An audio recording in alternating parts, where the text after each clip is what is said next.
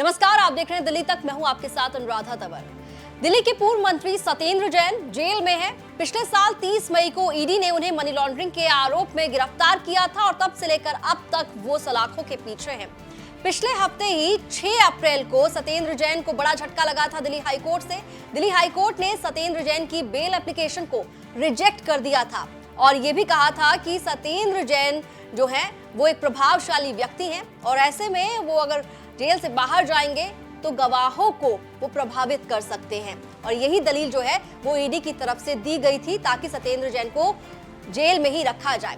अब आपको बता दें कि सत्येंद्र जैन की ओर से जेल में रहते हुए जज बदलने की गुहार की गई है। जी हां, सत्येंद्र जैन ने दूसरे जज की कोर्ट में मामला ट्रांसफर करने की याचिका लगाई है। क्या है पूरा मामला, आपको ग्राफिक्स के जरिए समझाते हैं। जेल में बंद दिल्ली के पूर्व मंत्री सत्येंद्र जैन ने अपने खिलाफ मनी लॉन्ड्रिंग मामले की सुनवाई दूसरे जज के कोर्ट में ट्रांसफर करने की मांग की है। सत्येंद्र जैन के वकील ने सुनवाई कर रहे जज विकास ढल की कोर्ट को बताया कि ईडी मामले में ट्रांसफर याचिका दाखिल की गई है।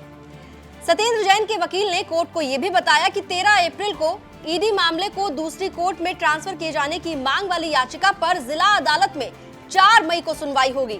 ईडी मामले में ट्रांसफर याचिका की जानकारी मिलने के बाद राउज एवेन्यू कोर्ट में विशेष जज विकास ढल ने मामले की सुनवाई को 17 अप्रैल के लिए लिस्ट किया है। तो सत्येंद्र जैन की ओर से ईडी मामले की सुनवाई दूसरे जज की कोर्ट में ट्रांसफर करने की याचिका लगा दी गई है। और साथ ही आपको ये भी बता दें कि स्पेशल जज विकास ढल की अदालत में ईडी के द्वारा सत्येंद्र जैन को लेकर जो चार्जशीट दाखिल की गई है मनी लॉन्ड्रिंग के मामले में, उस पर सुनवाई हो रही है।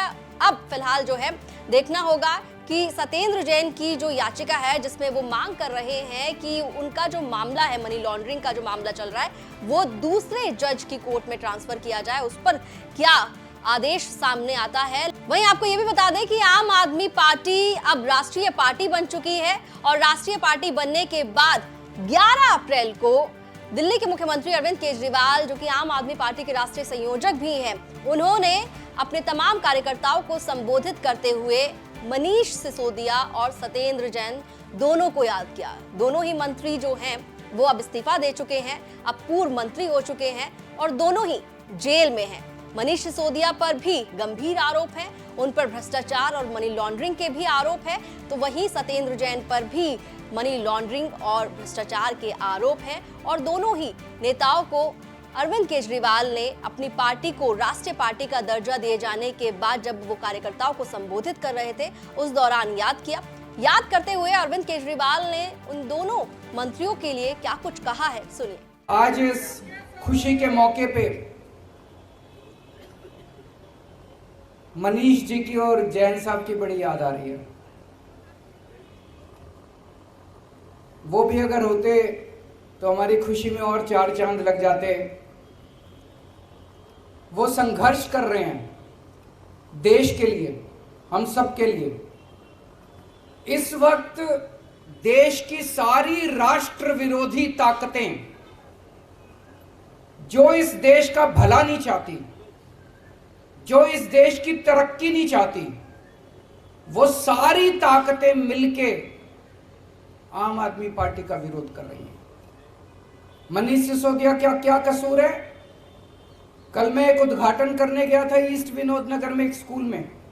सरकारी स्कूल है, सरकारी स्कूल है और उसमें फ्रेंच पढ़ाई जाती है, जर्मन पढ़ाई जाती है, स्पेनिश पढ़ाई जाती है, जापानीज पढ़ाई जाती है। मेरी पढ़ाई हिसार के सबसे बड़े प्राइवेट स्कूल में हुई थी। हमारे स्कूल में भी ये सारी चीजें नहीं पढ़ाई जाती थी, बड़े बड़े प्राइवेट स्कूलों में नहीं पढ़ाई जाती। आज दिल्ली के सरकारी स्कूलों के अंदर वो शिक्षा दी जाती है। तो मनीष सिसोदिया का कसूर था कि उसने गरीबों के बच्चों को सपने देखने सिखाए कि सपने देखो, बड़े बड़े सपने देखो, उनको पूरा करने का जज्बा रखो। यह कसूर था मनीष सिसोदिया का।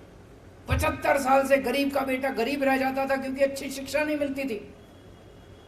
उनको उसने सपने दिए, उनके सपनों को उसने पर दिए और ये सारी राष्ट्र विरोधी ताकतों ने मिलकर मनीष सिसोदिया को जेल के अंदर डाल दिया। जैन साहब का क्या कसूर था? उनका कसूर था कि अगर इस देश के अंदर कोई भी पैदा हो उसको अच्छा इलाज मिलना चाहिए, चाहे गरीब हो चाहे अमीर हो। गरीब आदमी हो तो इसका मतलब यह नहीं कि वो रुलेगा, वो कॉरिडोर में पड़ा रहेगा, उसको दवाई नहीं मिलेगी, उसको इलाज नहीं होगा।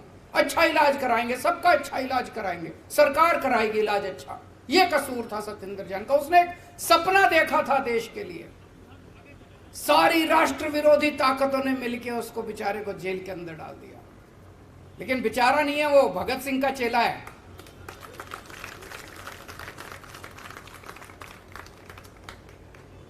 तो ये सारी राष्ट्र विरोधी ताकतें आम आदमी पार्टी को रोकना चाहती है, लेकिन ऊपर वाला हमारे साथ है।